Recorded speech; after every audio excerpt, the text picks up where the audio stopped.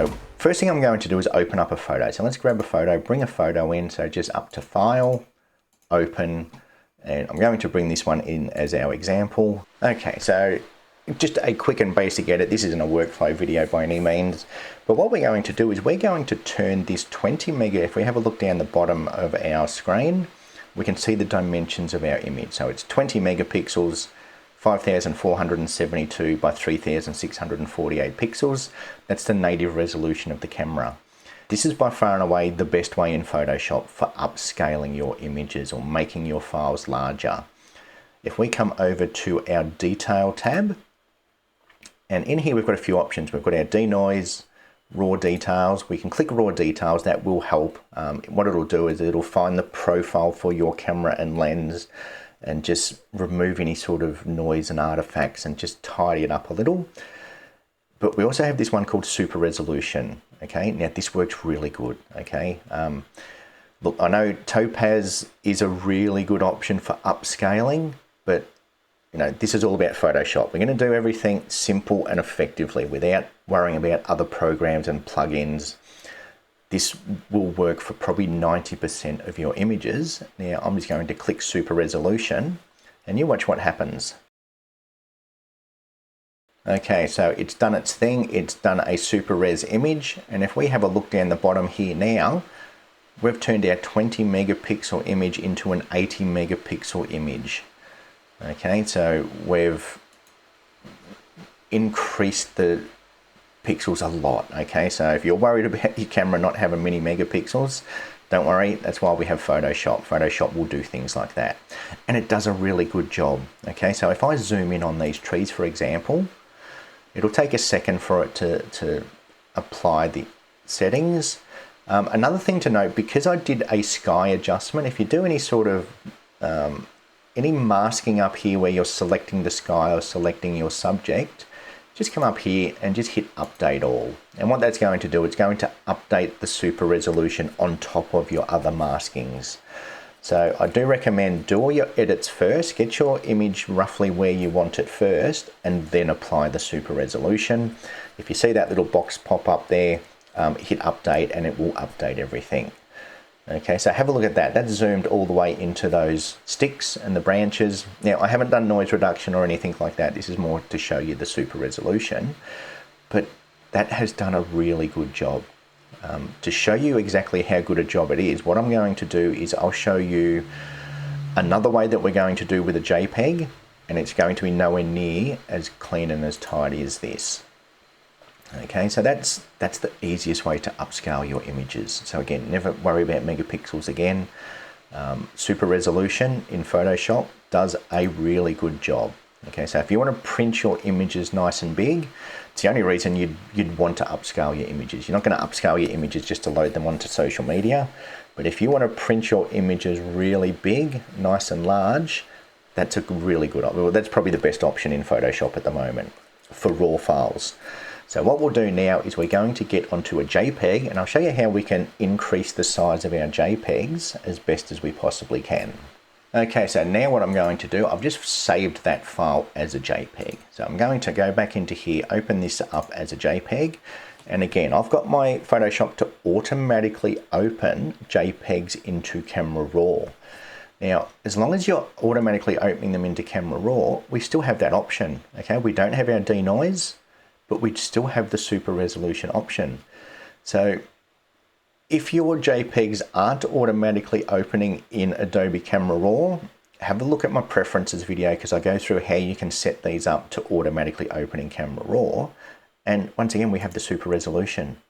Okay, now it wasn't long ago that this only worked on RAW files. It didn't work on JPEGs, but like all of my videos, if my video is 2 or 3 years old, there's probably a newer and better way of doing things. Okay, so, and once again, we've hit super resolution, and if we have a look down here, it's upscaled our image using its super resolution. Okay, now the JPEG isn't going to be as good as your RAW file, simply because a RAW file just has 5 times as much information. Okay, a JPEG is a compressed file. So you'll find your result isn't going to be as good as a RAW file, but it's fine, okay? Let's just zoom into 100%. So I don't know how well you can see that, but it's nowhere near as sharp as that raw file that we had. Okay, it's a little bit muddy, but we've turned it into an 80 megapixel image. Okay, so that's a good way of doing it. Now, there is another way. I'll show you the other way because this is a bit more of the old school way. What I'm going to do, I'm going to untick my super resolution here. We're back at our 20 megapixel image. I'm going to open this into Photoshop. Okay, so to resize an image in Photoshop, what we do is we come up to Image and we go to Image Size. Okay, simple as that. From here, what we can do is we can actually change the dimensions of our image. So there's a few different options. We can do it by pixels, and there's the original pixels of my 20 megapixel photo. If we're looking at printing something, we can change it to inches. So let's just say, for example, we want to print it in a 60 by 40 inch image. Okay, we can change that. Leave this little chain ticked, because if you untick the chain, what will happen is you can change the dimensions of your image. So if I make it 60 by 60, it's going to squish everything and turn it into a square image. Okay, so as you can see, it's thrown everything out of whack. It hasn't kept the original proportions right. It has literally changed our dimensions. So I'm just going to undo that. So if you ever go up to image and image resize, make sure that this chain is linked. So if I change it to 60 on the long side, it's going to automatically adjust your short side to keep your dimensions. Okay. Now, when it comes to resizing in here, there's a few different options. So down where it says resample, okay, let's do this. Actually, what we'll do is we're going to do it in pixels, because what I might do is change it to roughly what the other image, let's just go to 9,000 pixels. Okay, so that's, you know, getting close to that 50, 60 megapixel image. And what I'm going to do is show you the different options in here. Now, Preserve Details 2.0 is a good one. Okay, that does use a form of AI to enhance or upscale the image. But yeah, look, I've gone through all of these, and I think the Preserve Details enlargement, if you're enlarging your image to print it nice and big, that is probably the best option. There's not much in it. Like, to be honest, any of these options work pretty good. These three enlargement ones all work pretty good. But if we were to go in and pixel peep, I would say that the Preserve Details enlargement just edges out the other two. Leave your reduce noise to 0, unless you've got a really noisy image. Okay, there's better ways of reducing your noise before you upscale.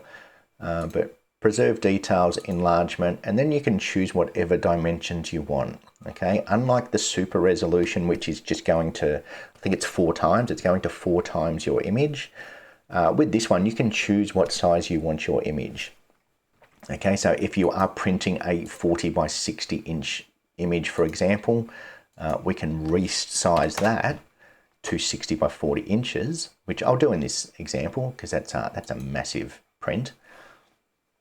And then print and press OK, let Photoshop do its thing. Okay, and now if we go back up to image size, we can see now if we go to pixels, okay, it's 18,000 pixels wide. Okay, now it's hard to beat the resolution straight out of a camera. So, you know, if you're lucky enough to have a Hasselblad or something like that that shoots 100 megapixel to 150 megapixel images, you know, that is a better option. But do you have $20,000 to be able to do that? Some people do. I don't. Hasselblad, get in touch.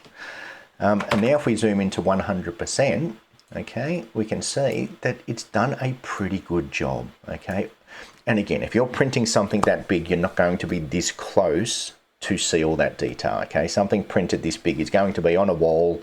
You're not going to be standing a meter away from it looking at all the fine detail. Okay, so that's it for this one. Hopefully you did like it. Some really good options in Photoshop for upscaling images. All right, hopefully I will be live soon. I know I keep saying it. It's currently Easter and there's too many people for my liking. I don't like to be out photographing when there's people around. So I'll wait for the crowds to disappear and then I'll get back out there and we'll do a live stream shortly. Okay, so until the next video, thank you again for watching, and I will see you next time.